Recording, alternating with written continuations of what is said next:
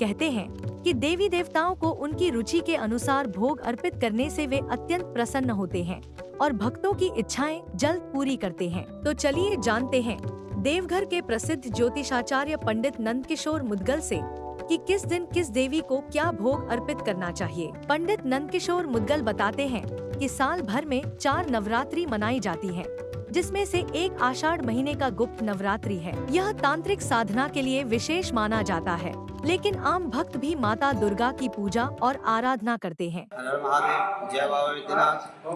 6 जुलाई से आषाढ़ शुक्ल पक्ष की नवरात्रि को गुप्त नवरात्रि कहते हैं और गुप्त नवरात्रि में माता रानी का विशेष पूजा का महत्व है।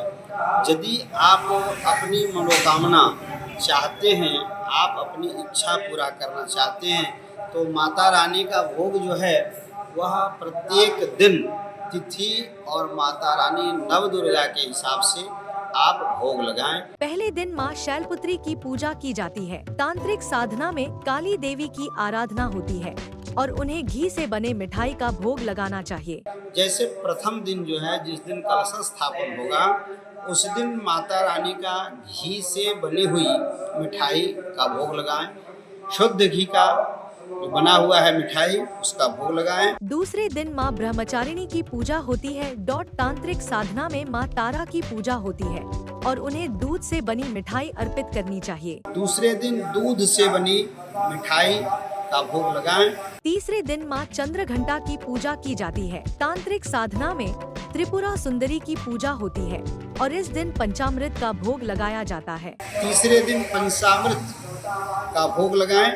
पंचामृत का भोग जो है उसमें 5 चीज मिला करके आप माता रानी को अर्पण करें। चौथे दिन माँ कुष्मांडा की पूजा की जाती है। तांत्रिक साधना में भुवनेश्वरी देवी की आराधना होती है और इस दिन मालपुआ का भोग लगाया जाता है। चौथे दिन मालपुआ का भोग लगाएं। पांचवें दिन माँ स्कंदमाता की पूजा होती है। तांत्रिक साधना में माता छिन्नमस्तिका की पूजा होती है और इस दिन केले का भोग लगाया जाता है। 5वें दिन माता रानी को केला अर्पण करें, पीला केला।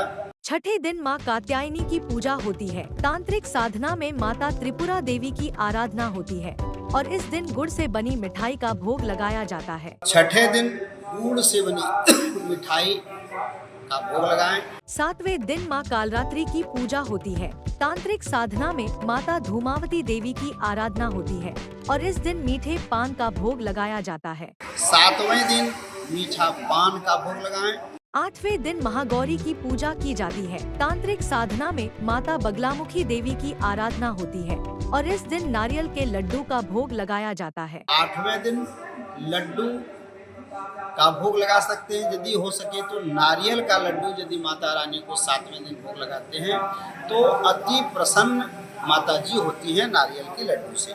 9वें दिन माँ सिद्धिदात्री की पूजा होती है। तांत्रिक साधना में मातंगी देवी की पूजा होती है और इस दिन केसर का भोग लगाया जाता है। 9वें दिन जिस दिन नवरात्रा की समाप्ति होती है, हवन पूजन होता है, उस दिन खीर और पूरी का भोग लगाएं। खीर पूरी का भोग लगा करके उस दिन नवरात्रा का जो है हवन इत्यादि, नवमी का बलिदान वगैरह जो भी करना हो उस दिन करके नवरात्रि का विसर्जन कर सकते हैं। अंतिम दिन माता कमला की पूजा होती है और इस दिन खीर, पूरी और हलवा का भोग लगाया जाता है। गुप्त नवरात्रि तांत्रिक साधनाओं के लिए तो महत्वपूर्ण है ही, लेकिन आम भक्तों के लिए भी इसका विशेष महत्व है। 9 दिनों तक माता के 9 रूपों की पूजा और भोग अर्पित करने से भक्तों की सभी इच्छाएं पूरी होती हैं। तो इस गुप्त नवरात्रि माँ दुर्गा की आराधना करें, विशेष भोग लगाएं और अपनी सभी मनोकामनाओं को पूर्ण होते देखें। लोकल 18 के लिए देवघर से परमजीत सिंह की रिपोर्ट।